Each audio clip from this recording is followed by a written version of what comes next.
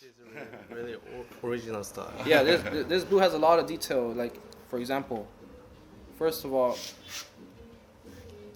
you can see the detail with the leather. You know, this leather was black.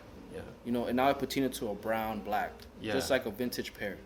You know, this is called toe track.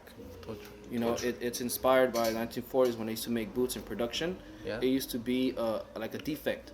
Like it wasn't on purpose because boots back then were made for work. So they try to speed up the process. Yeah. So they would actually like make this scar by accident. But I do it on purpose just to create the effect. Okay. You know? So when I released the boot, people really appreciate it because there was nothing in the market. Yeah, right. And they're like, oh, this guy knows like about vintage boots. And that's how I created this. Great. Yeah.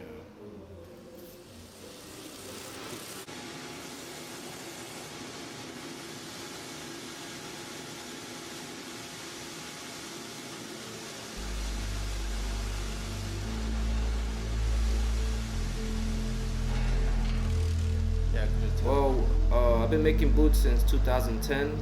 When I first came to the shoe repair shop in 2010, I was like 18 years old. 18 years old. Yeah, I was actually into customizing sneakers.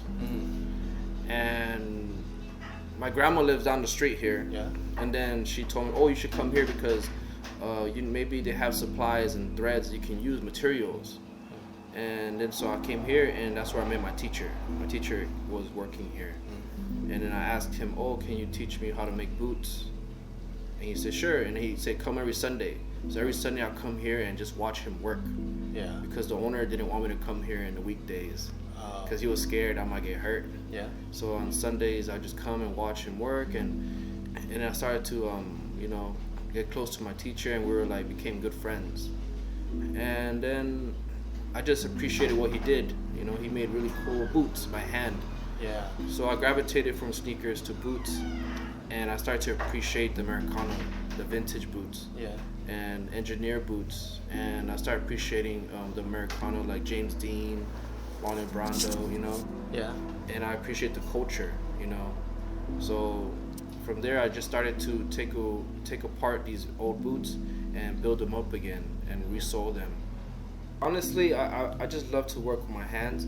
Yeah. And I just appreciate making things from scratch. You know, maybe because my father, we grew up always doing everything on ourselves. You know, we never paid anyone to do anything. We just say, we will paint the house, we do the house, you know. You know, we do everything. Maybe because I didn't grow up rich, you know. I kind of grew up, you know, kind of broke. And you have to figure out how to get things done. Yeah, right. But that mentality helped me a lot. Yeah. You know, it helped me create anything I want, and I feel like sky was the limit. You know, I never had anything to hold me back to make things. Yeah. So that's why I learned to weld. You know, I have a friend who taught me how to weld and fabricate. So, you know, like right now we're building a motorcycle. We like to build cars, free time, have fun. You know, it was kind of my culture. You know. Yeah, you can build anything. Yeah, you want, that's what I like to do. Yeah. I just like to make things. Yeah. You know, from cars to boots to painting art, screen printing, T-shirts. I've always just creating, and that's my life. You know, it makes me happy. That's very cool. Yeah. So, okay, there are many brands that make different boots, like West Coast, Whites, and Red Wings.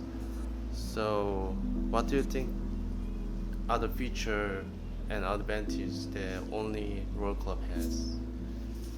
You know, I really focus on the fit, the measurements. Measurements. My goal is to make the perfect fitting boot for each person, one at a time. So that's your priority to make. Because I feel like you can make the most ugliest boot, but if the boot fits perfect, you're gonna wear it every day. Oh yeah. Right? Yeah, right. Everyone loves comfort. Yeah, right. So aside from just comfortability, I really care about the aesthetic, the design. Yeah. I create boots where you wear it, but they will continue looking even better over time.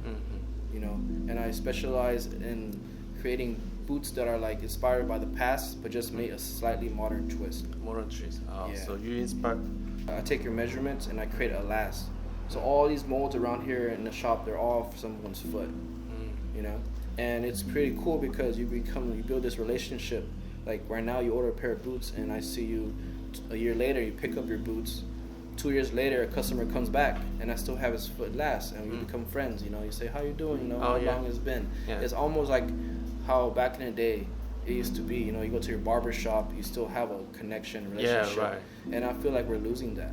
So my product is also taking care of my customers and building This kind of relationships. communication with the customer. Yeah, just keep it old school like that. I feel like it's very endearing. Yeah, This shop's been here for 70 years. 70 years. Yeah. Oh, yeah. He was here since 1980s. So he's Okay. always been, this shop has always been repair. Yeah. And he does local repairs that people been coming here for generations. That's why I never changed the shop. I kept it the same. It doesn't say Road Club, it says Jalisco because that was original before me. And I just kept it all original because people still come here. I didn't want to change that. But people still come for Road Club, and it's okay. You know, I'm blessed that people around the world come and buy boots. You know, So I think it's sometimes I wake up, I think it's crazy, but I'm still here. You know. Yeah. Yeah.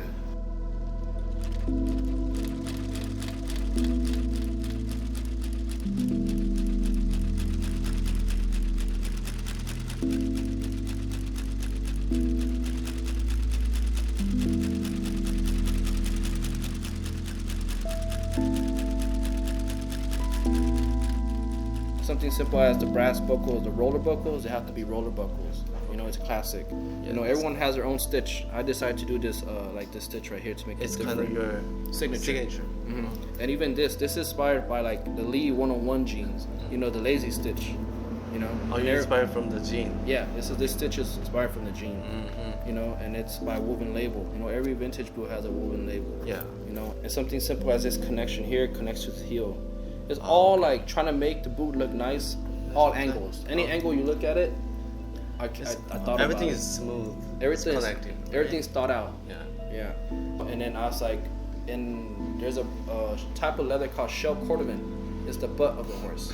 Bottom holes. Yeah. So that is the best leather because it's thin and it's durable, very durable, and it's light. Yeah. So there's a tannery in America called Horween Leather. Horween. And it's one of the last tanneries in America who still produce horsehide. And I've been buying leather from them ever since. You know, I try to source everything in the U.S., even the threads, you know. Yeah, the best I can. But some stuff you can't because, you know, it's not available here no more. Yeah. So do you have plan to perform trunk show outside of the LA or perhaps maybe overseas trunk show? Yeah, that's my goal. Oh, your goal. Yeah, it's one of my goals to be able to travel and measure people. That'd be cool. So measure people and come back and And make make boots. and good shit back. Oh, And go nice. back and give it to them. And I get to travel, so it's fun, right? Have you ever tried? No? Not yet. Not yet? No, not yet. But it'll be a goal of mine. Yeah, well, I just want to say I look forward to going to Korea sometime and showing my work. You know, I actually have a couple customers from Korea, and they buy engineer boots, and you guys really appreciate good quality. You know, I think that's awesome, and hopefully we can meet soon. Yeah. That's it. All right. Thank you so much. Yeah, no problem.